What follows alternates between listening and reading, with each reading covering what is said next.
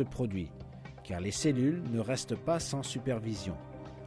Quelques semaines après que le spermatozoïde et l'ovule se sont rencontrés, les cellules commencent à se différencier, obéissant à un ordre secret qui leur est apparemment donné. Nous assistons maintenant à ce changement, qui est décrit comme un miracle par tous les scientifiques. Les cellules inconscientes ont entrepris de construire les organes internes, le squelette et le cerveau.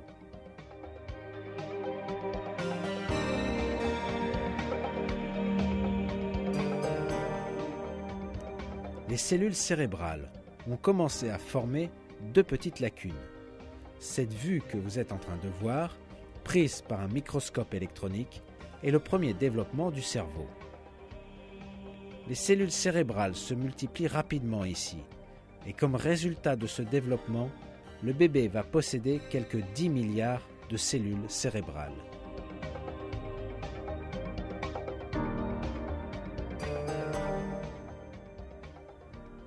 Nous sommes maintenant en train de voir la formation des cellules cérébrales. Chaque minute, 100 000 nouvelles cellules se rajoutent à cette collection. Chaque nouvelle cellule qui se forme se comporte comme si elle savait à qui elle appartient et à quelle cellule elle doit se connecter. Chaque cellule trouve sa propre place. De par un nombre infini de possibilités, elle rejoint juste la cellule qu'il faut.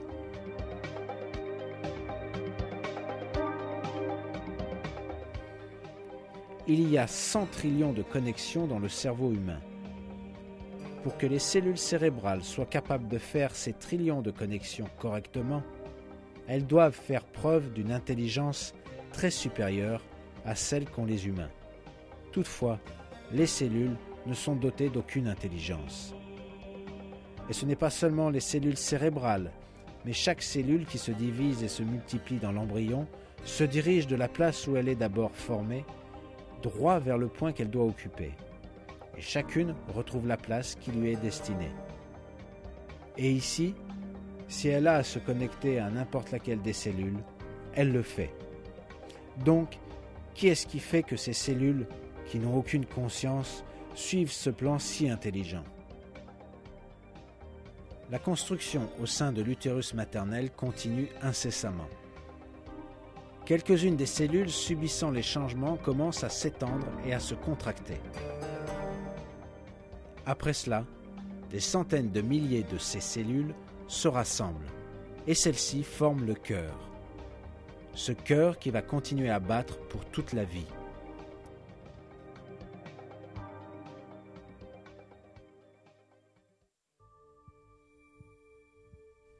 Dans un petit moment, nous allons voir un réel miracle. Ces cellules qui se tiennent indépendamment les unes des autres sont en fait des cellules veineuses.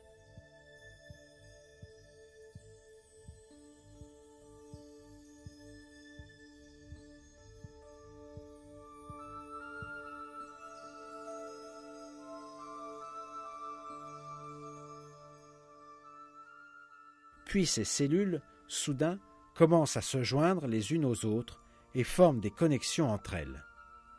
Et celles-ci forment les veines. Regardons cette magnifique scène encore une fois.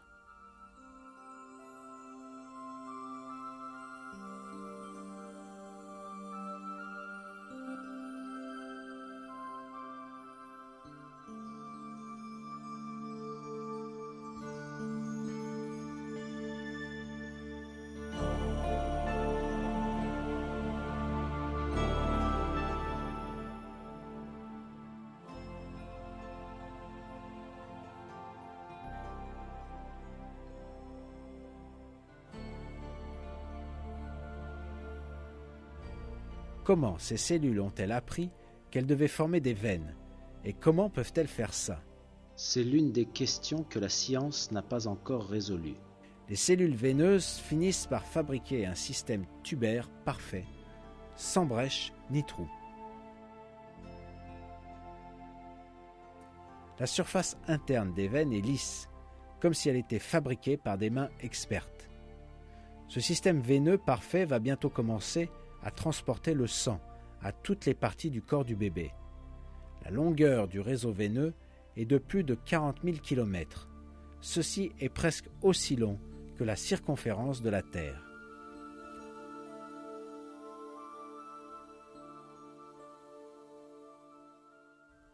Le développement au sein de l'utérus maternel continue sans arrêt. Au cours de la 5e semaine, les bras et les jambes de l'embryon deviennent visibles. Cette bosse va bientôt donner un bras. Certaines cellules vont alors former les mains.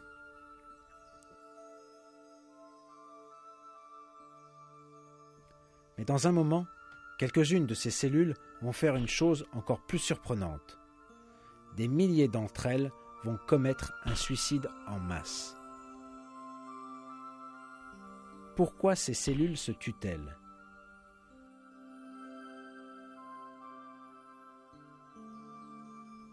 Les cellules mourantes accomplissent une fonction cruciale.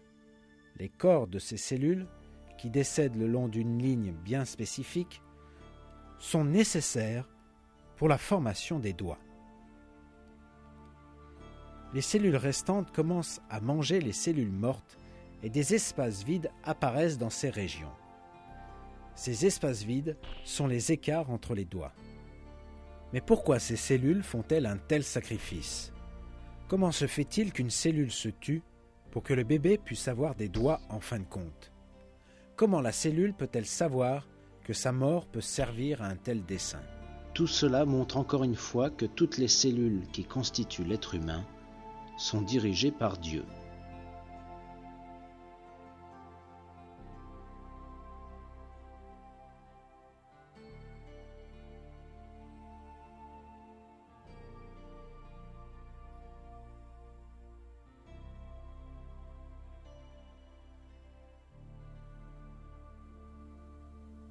À ce point, certaines cellules ont commencé à former les jambes. Les cellules ne peuvent pas savoir que l'embryon va avoir besoin de marcher dans le monde extérieur, mais elles fabriquent quand même les jambes et les pieds pour l'embryon.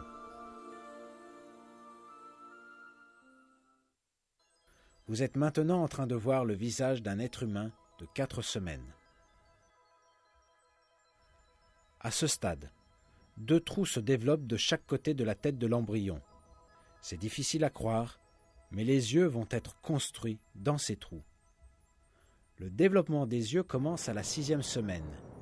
Les cellules opèrent selon un plan incroyable pour des mois, et une par une, elles forment les différentes régions des yeux.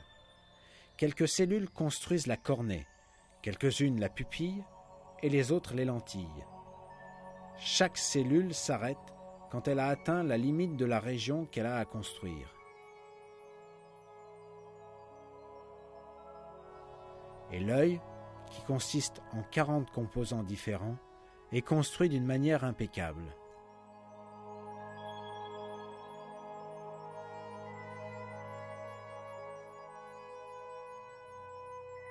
De cette façon, l'œil, qui est accepté comme la caméra la plus performante du monde, est amené à l'existence à partir de presque rien à l'intérieur de l'utérus maternel. Il a été tenu compte du fait que la personne à naître va ouvrir ses yeux sur un monde plein de couleurs, et un œil a été construit parfaitement adapté à sa perception.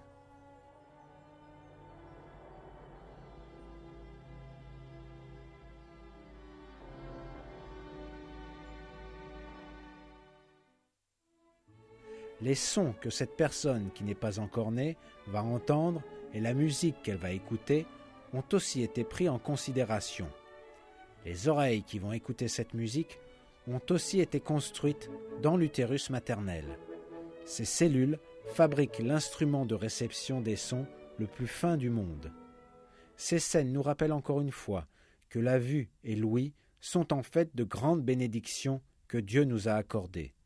Dieu en parle de cette façon dans le Coran.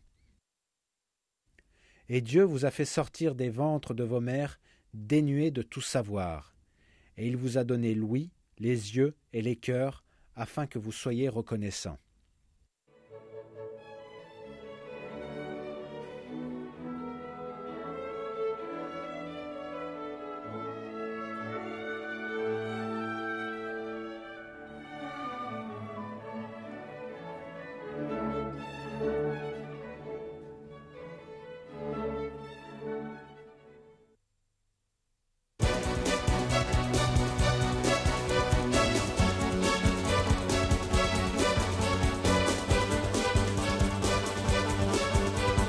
Toutes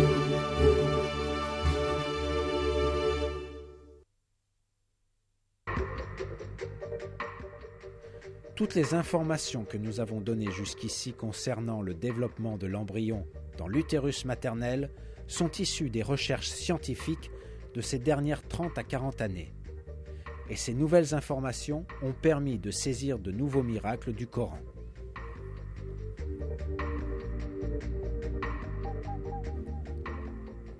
Jusqu'à récemment, on pensait que les os étaient formés en même temps que les muscles.